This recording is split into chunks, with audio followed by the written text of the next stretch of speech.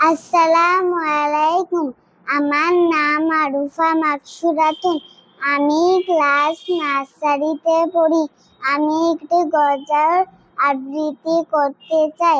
গজলের নাম আলিফুন বা তাউন সা জিমুন হাউন খাউন দাল জানুন র জানুন সিন সিনুন সাদুন দাদুন তা দাদুন আইন ওয়াইনুন ফা কাফুন কাইফুন লামুন মিম নুনুন হা ওয়া উনিয়া হাজি হুরুফুল হিজা।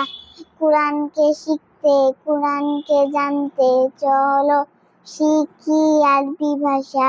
জীবনকে রাখাতে, জীবনকে সাজাতে কোরআনই হলো সঠিক দিশা।